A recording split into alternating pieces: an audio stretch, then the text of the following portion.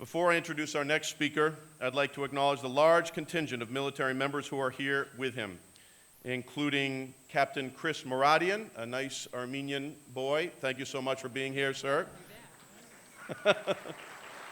Not that many of us around. I always have to take the opportunity. Commander Mark Knowlton, Master Chief Waters, Senior Chief Brewer as well. And we have representatives with us here today, both active duty members and civilian employees from the Air Force, from the Army, and the National Guard. We have, how about a big hand? Thank you for your service, and thank you for your service. We also have a number of military leaders in attendance today. From the Air Force, we have Hanscom Air Force Base Commander Colonel David Dunkley. Thank you so much, Colonel. Deputy Base Commander, Mr. Thomas Fredericks. Thank you, Mr. Fredericks. And Base Superintendent Chief Master Sergeant Patricia Hickey. Thank you so much. From the Army, we have Lieutenant Colonel Ryan Raymond, Commander Natick Soldier Systems Center. Thank you so much, Lieutenant Colonel. And from the Massachusetts National Guard, we have Colonel Christopher Foe, Commander of the 104th Fighting Wing. And we have a very special guest. We have 11 cadets from the Bedford High School Junior ROTC program. Thank you, guys. With one of their instructors, Master Sergeant Charles Humphrey. Thank you so much, retired. Thank you, sir. And thank you all again for your service today and your service overall, and for taking the time to show your support in ending domestic and sexual violence. It's now my profound honor to introduce our next speaker, Captain Britt Milliken of the United States Coast Guard. Captain Milliken graduated from the United States Coast Guard Academy with a Bachelor of Science in Management in 1992. He served 7 years at sea aboard 4 different Coast Guard cutters in Puerto Rico, Florida, Minnesota, and California. And after being selected to the Financial Management Postgraduate Program, he attended George Mason University, where he earned his MBA. His shore assignments included a staff tour at Coast Guard headquarters in Washington, D.C., Chief of Training and Readiness at Pacific Area Headquarters, and Executive Officer at Coast Guard Base Portsmouth in Virginia. Captain Milliken is a certified government financial manager and a certified defense financial manager with acquisition specialty. All of his training was invaluable when he served as Finance Section Chief at the Deepwater Horizon Oil Spill Unified Area Command in 2010. Captain Milliken returned to his native Texas after 25 years to serve as the commanding officer of the Coast Guard Sector Field Office Galveston from 2013 to 2015. And he assumed command of Coast Guard Base Boston on July 7, 2015, continuing his service to our country. The captain and his wife, Leslie, are both native Texans, and he is the proud parent of 4 children, Emily, Garrett, Benjamin, and William. Please give a warm welcome to Captain Brett Milliken.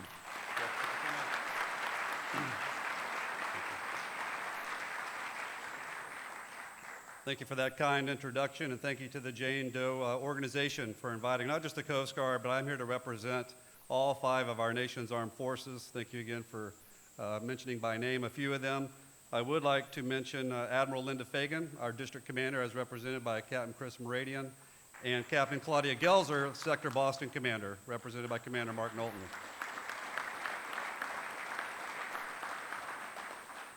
And let's not forget our permanent civilian employee, Mr. Matt Nicoli, our family advocacy specialist. I told him I'd embarrass him, but he is our continuity ace when it comes to all things domestic violence, sexual violence, ensuring that we take care of Coast Guard families. Mr. Nicoli is my full-time staffer. He addresses domestic violence, including those situations that occur between intimate partners. Our service addresses domestic violence seriously via the Family Advocacy Program, as do all 5 branches of the Armed Forces. The Coast Guard stands strongly against domestic violence and sexual violence in all of its forms. We have made significant recent improvements. President Barack Obama did not play around with this subject when he brought all 5 service chiefs in recently and told us the truth about what needed to happen, and we heard him, and we are carrying out his orders. Recent improvements in the Coast Guard. A crisis intervention team will stand up immediately upon an unrestricted report of a sexual assault Within 24 hours, that unit commander will report to his or her immediate superior in command what happened and what we're doing about it. This doesn't die on the vine. It doesn't get pushed into a corner. We take action. It's what we do in your armed forces.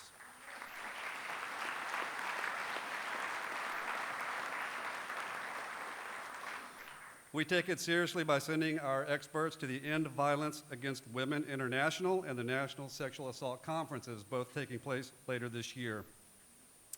We place ourselves on report every year. The governor left, but every year all 5 services place ourselves on report by submitting an annual report to the United States Congress. They are watching, as they should.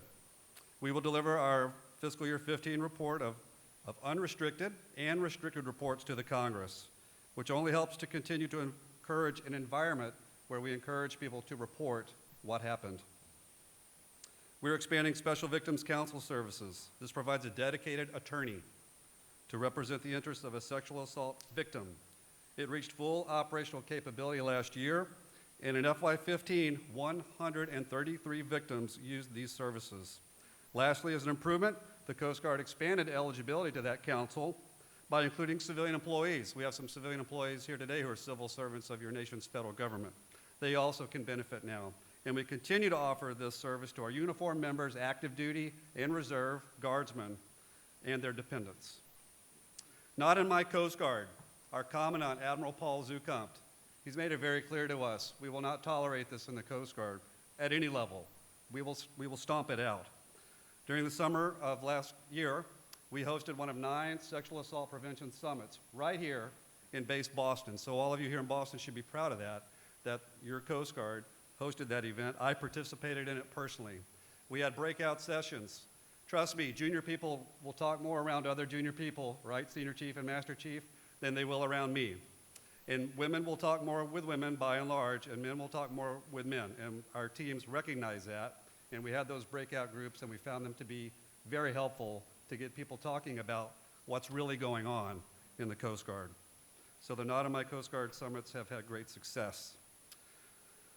So here in Boston, I take the culture of respect seriously on a very personal level. And in all things that we do, we want a diverse and inclusive team, and we want the team to succeed. Moving on, let me make it personal for you. My wife, Leslie, and I will celebrate 22 years of marriage this July. We live at Hanscom Air Force Base. Thank you, Colonel Dunkley. We love it there, where we enjoy living with families from all of our sister military services. It's a great environment. We have a beautiful daughter, Emily, 20 years old. She's a junior at Baylor University. When Emily and I made a father-daughter campus visit together in 2013, I asked the dorm resident giving the tour, so tell me about your sexual assault history here at Baylor. What are your policies? What's the current situation here at Baylor? How big of a problem is it? And my daughter gave me the look. Good for you. Right? Good for you. What's the point? Dads, we got to be intrusive. We've got to ask the hard questions to look out for our girls and our boys.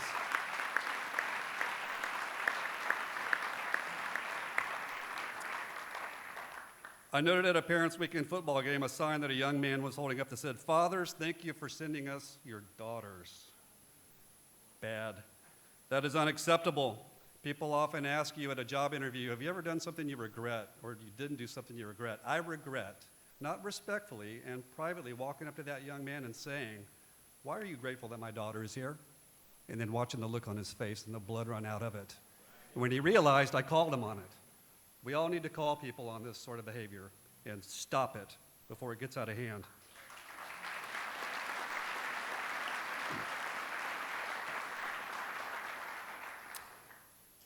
My 3 boys. No means no, boys. No means no. Stop the cycle of violence against women. I'm doing it. You see how I treat your mother. I love her. I respect her. You boys, break the cycle. Lastly, commanding officers know that one of the most important leadership traits we can display is to lead by example. Get out in front. Follow me. I set the tone from the top at Base Boston. People are watching me. They evaluate my command climate for sexual assault prevention and how I respond when a report does come in. Our Commandant's watchwords for his 4 years as our senior leader: duty to people, service to nation, commitment to excellence. They directly bear on our efforts to stop domestic and sexual violence. People of Boston, state of Massachusetts, hold your military accountable. Hold me accountable.